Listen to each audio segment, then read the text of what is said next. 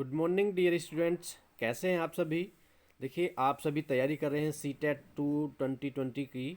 और जिसका एग्ज़ाम आपका 31 जनवरी को होना है, तो उसकी तैयारी मुझे पूर्ण विश्वास है कि आपने तैयारी बहुत अच्छे से की होगी और बिल्कुल बिंदास आपकी तैयारी हो चुकी होगी।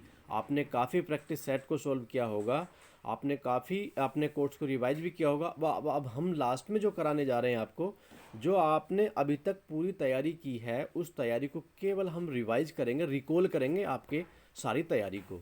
ठीक है, तो यहाँ पर थ्योरी बेस्ड के हम केवल कुछ पॉइंट्स लेकर के आए हैं। हर टॉपिक के पॉइंट्स पर हमें डिस्कस करना है, थोड़ा थोड़ा डिस्कस करना है। आपको जो अच्छा लगता है उसको आप नोट डाउन कर सकते हैं, स्क्रीनशॉट ले सकते हैं। ये आपके लिए इन फ्यूचर बहुत ही लाभदायक साबित होगा। ठीक है, तो मैं बात कर रहा था, जो आपका सबसे पहला टॉपिक आता है हमारा ईवीएस में, परिवार एवं मित्र, जिसको हम बोलते हैं फैमिली एंड फ्रेंड्स। तो यहाँ से कुछ क्वेश्चंस आते हैं अवश्य, 2-3 क्वेश्चन यहाँ से अवश्य निकल ही आते हैं। तो मैंने कल भी इस पर एक आपको वीडियो दिया था और उससे आगे का मैं वीडियो आप नेक्स्ट पार्ट आपको देने जा रहा हूँ। तो जैसे हम जंतु जगत की बात कर रहे थे, तो जंतु जगत में शेर के बारे में हो जाती है। तो शेर के बारे में हम सभी जानते हैं कि शेर का जो कलर होता है वह भूरे रंग का होता है शेर। यहाँ से क्वेश्चन बनते हैं इस प्रकार से कि शेर का रंग कैसा होता है, तो ये क्वेश्चन हमारा बन जाता है। जंगल का राजा किसे कहा जाता है, किंग ऑफ द फॉरेस्ट किसको बोलते हैं, तो वह भी शेर को ही बोला जाता है। ठीक है ना, आगे बात करेंगे। अब आधा क्वेश्चन हमारे सामने आता है कि जो शेर होता है ये सबसे अधिक संख्या में कहाँ पर पाए जाते हैं, तो हम इसके बारे में लिखेंगे कि गुजरात में पाए जाते हैं। अब यदि क्वेश्चन पूछा जाए कि गुजरात में किस लोकेशन में पाए जाते हैं, तो वहाँ पर आप लिखेंगे गिर राष्ट्रीय उद्यान। तो ये आपका 1 नंबर का क्वेश्चन है। ठीक है, सी टैट टैट या फिर आपका एस टैट हो, कोई भी एग्जाम आपका है, वहाँ पर ये क्वेश्चंस आपके लिए इम्पोर्टेंट साबित होंगे। आगे मैं बात करूँ, अब डिस्कस करते हैं कि शेर जो होता है, जैसे आपने बाघ के बारे में पढ़ा था कि बाघ एक ग्रुप में रहता है, वैसे ही शेर भी एक ग्रुप में रहता है, जिसमें 10 से 12 उसके ग्रुप मेंबर्स होते हैं, जिसमें उसके फैमिली मेंबर्स होते हैं, उसके बच्चे होते हैं और शेरनी होती है। और देखिए, मेन बात, खास बात यह है जिसको आपको पॉइंट करना है, नोट करना है, कि इनके ग्रुप की लीडर भी जो होती है वो फीमेल होती है, अर्थात शेरनी होती है। राइट, आगे मैं बात करूंगा। देखिए, शेर भी क्या करता है, जो इसका यूरिन होता है उससे अपने इलाके की पहचान कर देता है कि यहाँ पर ये जो इलाका है, एरिया है, ये किसी दूसरे शेर का है। ठीक है, अब एक बात और होती है। देखिए, जैसे हम लोग हैं, हमारी जो देखने की शक्ति है, विजुअलिटी पावर है, उससे शेर की 6 गुना अधिक पावर होती है। जो शेर की विजुअलिटी पावर होती है वो हमारी पावर से 6 गुना अधिक होती है। राइट, आगे अब हम बात करते हैं नेक्स्ट जंतु पर, मकड़ी। देखिए, मकड़ी थोड़ा हट करके है, इसके बारे में आप अच्छे से समझ लेना। मकड़ी थोड़ा हट करके है। मकड़ी आर्थ्रोपोडा संघ का जीव होता है। ठीक है, आर्थ्रोपोडा संघ का जीव होता है। और ये होता क्या है, देखिए, मकड़ी को कीट वर्ग का अपवाद माना गया है। क्यों माना गया है, क्योंकि जो कीट वर्ग है ना, उसमें सभी के पैर 6 होते हैं। सारे कीट वर्ग में सभी कीटों के 6 पैर होते हैं, परंतु मकड़ी 8 पैर लेकर के आई, अर्थात उसके 8 पैर होते हैं, तो इसलिए इसको अपवाद भी कहा जाता है, एक्सेप्शन में आ जाती है मकड़ी। ठीक है ना, अब मकड़ी को सामाजिक कीट वर्ग की श्रेणी में सम्मिलित नहीं किया जाता, इसको सामाजिक कीट वर्ग में नहीं रखा जाता है। सामाजिक कीट वर्ग में कौन आते हैं, जैसे कि मधुमक्खी होती है, चींटी होती है, दीमक होती है, या बर्रे होती हैं। तो ये सभी कौन होते हैं, ये सामाजिक कीट वर्ग में आ जाते हैं। और नेक्स्ट बात ये है कि इसमें एक पॉइंट और आप नोट कर सकते हैं कि जो फीमेल मकड़ी होती है ना, वो फिजिकल रिलेशंस के बाद में अपने जो मेल होता है उसको क्या करती है, किल कर देती है, मार देती है। ठीक है, चलिए आगे बात करेंगे। अब हम बात करें कि रेशम का कीड़ा, हम सब जानते हैं रेशमी साड़ियाँ तो बहुत ज़्यादा मशहूर हैं उत्तर प्रदेश में। रेशमी साड़ी, बनारसी साड़ियाँ जिसको बोला जाता है, कुछ हमारे साथी बच्चे यहाँ पर बनारस से भी होंगे, तो उनको तो पता होगा इसके बारे में। अब रेशम का कीड़ा जो होता है ना, वो रेशम के कीड़ा का जो पालन किया जाता है, रेशम कीट पालन जो किया जाता है, उसको सेरीकल्चर बोला जाता है। आपका क्वेश्चन यहाँ से आ जाता है कि सेरीकल्चर अर्थात रेशम की जो खेती होती है या पालन किया जाता है, रेशम के कीट पालन, उसको क्या कहते हैं, तो वहाँ पर क्वेश्चन में आप आंसर लिखेंगे सेरीकल्चर कहते हैं दोस्तों। और अगर आपने अभी तक भी वीडियो को लाइक नहीं किया था, केवल वीडियो को देखे ही जा रहे थे, तो आप, मुझे विश्वास है कि भूल जाएंगे लाइक करना। आप अभी लाइक ठोक दें, और मेरा आपसे विनम्र निवेदन भी रहता है कि आप अपने सभी ग्रुप्स में व्हाट्सएप पर या फेसबुक पर हमारे शेयर जरूर करते रहिएगा, ठीक है ना। शेयर जरूर करते रहिएगा, वीडियो को अच्छा लगता है, ठीक है। आगे बात करेंगे नेक्स्ट पॉइंट पर। तो मैं आगे बात करता हूं। देखिए, रेशम कीट पालन तो किया जाता है, सेरीकल्चर कहलाता है, बट होता कहां पर है? तो रेशम के कीट का जो पालन किया जाता है उसको शहतूत के पेड़ों पर पाला जाता है। ये भी आप नोट डाउन कर लें, किस पौधे पर इसको पाला जाता है, तो वो शहतूत के पौधों पर पाला जाता है, राइट। आगे बात करेंगे। अब एक क्वेश्चन यहाँ से बन जाता है कि भारत में सर्वाधिक रेशम कीट का पालन कहाँ पर किया जाता है। ये भी अपने आप में क्वेश्चन बन जाता है। तो आप वहाँ पर लिखेंगे JNK अर्थात जम्मू और कश्मीर, जिसको अब केंद्र शासित प्रदेश का दर्जा दे दिया गया है, परंतु पहले यह स्वतंत्र राज्य हुआ करता था। लद्दाख, आंध्र प्रदेश एवं असम राज्यों में सर्वाधिक कीट पालन किया जाता है, राइट। आगे बात करेंगे। नर रेशम कीट अपनी मादा को कई किलोमीटर दूर रहकर भी उसकी गंध से उसको पहचान जाता है। इसमें देखिए कितनी विशेषता है। जो मेल होता है रेशम कीट का, वह अपनी फीमेल को बहुत दूर होने के बाद भी कई किलोमीटर दूर पर भी उसकी स्मेल से उसको पहचान लेता है, राइट। आगे बात करते हैं। देखिए, पोचमपल्ली एवं कलमकरी आंध्र प्रदेश में प्रचलित रेशमी साड़ियाँ हैं। जो आंध्र प्रदेश की रेशमी साड़ियाँ मशहूर है ना, उसमें उनका नाम है पोचमपल्ली और कलमकरी, राइट। अब आगे बात करेंगे, चलते हैं आगे।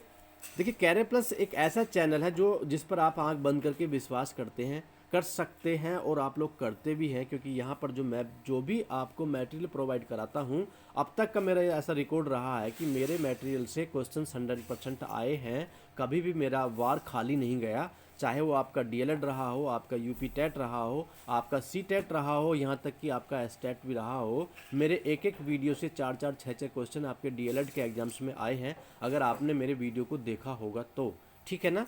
तो इस प्रकार से आप विश्वास कर सकते हैं और हम आपको PDF भी प्रोवाइड कराते हैं आपके अपने व्हाट्सएप ग्रुप में। उसके लिए आप डिस्क्रिप्शन बॉक्स में जाकर के, हमारा व्हाट्सएप ग्रुप का लिंक दिया हुआ होता है, व्हाट्सएप नंबर दिया होता है, वहाँ जाकर के आप मुझे अपने नाम और शहर का नाम लिख करके भी सेंड कर सकते हैं अगर आपकी इच्छा है तो, ठीक है। चलिएगा, मधुमक्खी पर बात करते हैं। मधुमक्खी क्या होता है?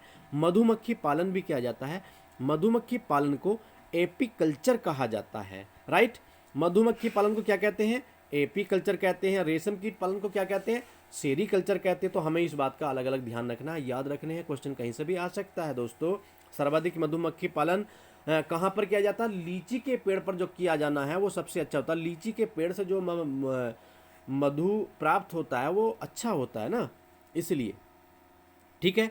भारत में सर्वाधिक मधुमक्खी पालन कहाँ पर किया जाता है? बिहार में किया जाता है, झारखंड में, जम्मू कश्मीर में और हिमाचल प्रदेश में। उत्तर प्रदेश में भी होता है, परंतु सर्वाधिक नहीं होता, ठीक है ना। मधुमक्खी कैसा कीट है? अभी हमने थोड़ी देर पहले बात की थी।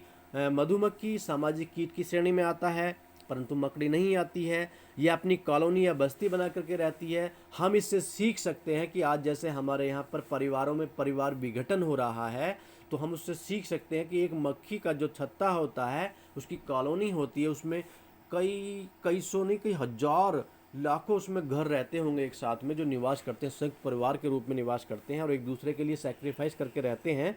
तो इससे हम सीख ले सकते हैं, प्रेरणा ले सकते हैं, राइट। आगे बात करेंगे। मधुमक्खी पालन उस क्षेत्र में सबसे अच्छा माना जाता है, पर सीधी सीधी बात है कि मधुमक्खियों को जो पालन किया जाता है वो वहाँ पर ज़्यादा किया जाता है जहाँ पर कि खेतियों में फूल पत्तियाँ होती हों, पेड़ पौधे ज़्यादा होते हैं, वहाँ पर मधुमक्खी का पालन करना उपयुक्त होता है। जहाँ पर जैसे सरसों है ना, ऐसे करके, राइट। आगे बात कर लेते हैं। अब हम अगर बात करें कि मधुमक्खी का पालन जो करना सबसे उपयुक्त समय होता है वो कौन सा होता है, जिसका पीक टाइम होता है वो अक्टूबर से लेकर के दिसंबर का होता है। देखिए, जब हम मधुमक्खी पालन स्टार्ट करते हैं अक्टूबर के महीने से, तो ये जो मधुमक्खियाँ हमारी होती हैं नवंबर दिसंबर के बाद में, इनका नवंबर दिसंबर से ये जो है हमें मधु देना स्टार्ट कर देती हैं, शहद देना स्टार्ट कर देती हैं। अब इनकी जो पेटी होती है ना, जिसको हम एक छत्ता बोलते हैं, क्योंकि इनको एक बॉक्स के अंदर पाला जाता है, ऐसे करके एक बॉक्स होता है, उसके अंदर एक छत्ता लगाया जाता है, उस पर ये मधुमक्खियाँ लगी रहती हैं। तो उस एक बॉक्स से हमें जो है एक सीजन के अंदर 12 से 15 किलो तक हमें मधु प्राप्त हो जाता है, राइट। मधुमक्खी के छत्ते में एक रानी मक्खी होती है जो इनकी पूरी सुप्रीम होती है। देखिए जैसे शेर का भी ग्रुप होता है उसमें शेरनी होती है उसकी लीडर, वैसे ही मधुमक्खियों के छत्ते में भी एक मधुमक्खी रानी मक्खी होती है, और बाकी इसमें लेबर बहुत ज़्यादा होती है, और उनका जो है कुछ राजा भी होते हैं, किंग भी होते हैं, राइट। आगे बात करते हैं। देखिए मधुमक्खियाँ अपने साथियों को भोजन की सूचना नृत्य द्वारा देती हैं। ये मेन चीज़ है, यहाँ पर आपको नोट कर लेना चाहिए कि मधुमक्खियाँ अपने साथियों को भोजन के बारे में जो इन्फॉर्मेशन देती हैं वो कैसे देती है, तो डांस कर करके देती हैं, डांस करने लगती हैं, आ हा हा हा।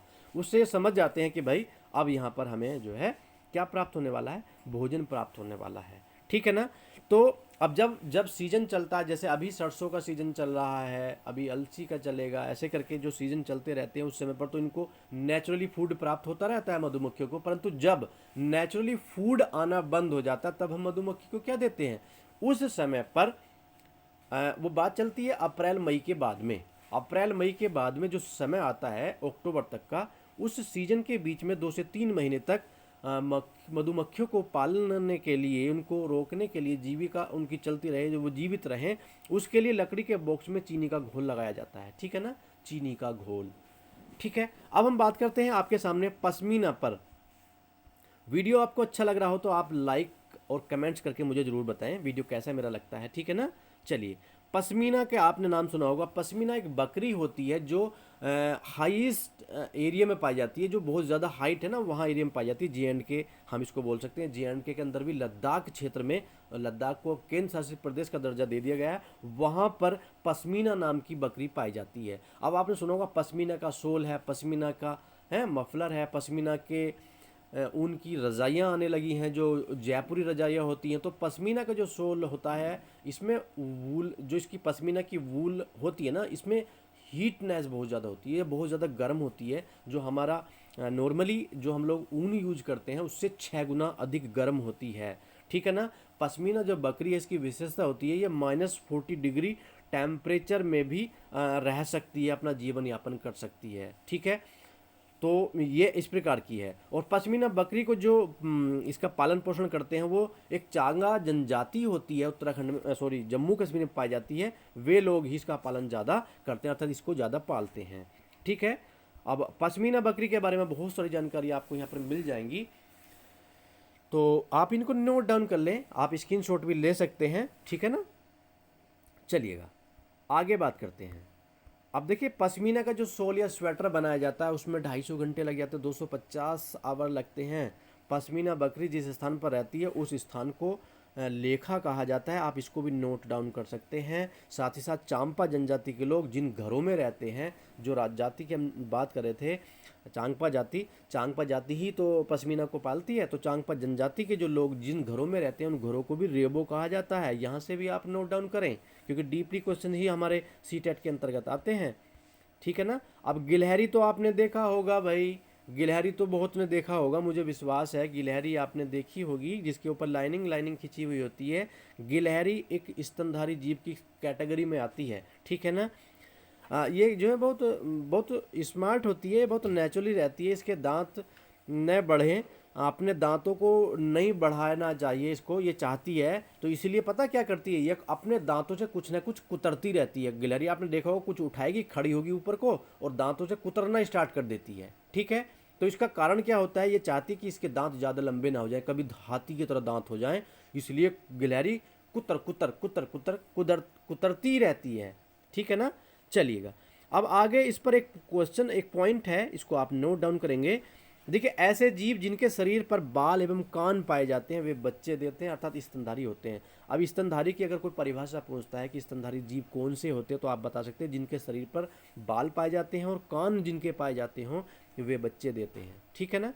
आगे मैं बात कर लूँ क्या चूहे के बारे में भी कर सकता हूँ बात में, 2 मिनट में मैं अपनी बात को खत्म कर लूँगा। देखिए चूहा भी एक स्तनधारी जीव की कैटेगरी में आता है, बाल इसके ऊपर पाए जाते हैं, कान भी इसके पाए जाते हैं, तो चूहा भी स्तनधारी जीव में आ जाता है। चूहा की को देखने में ये बहुत कमज़ोर होता है, लेकिन इसकी सूंघने की जो शक्ति होती है ना वो बहुत हैवी होती है, किसकी, चूहे की, राइट।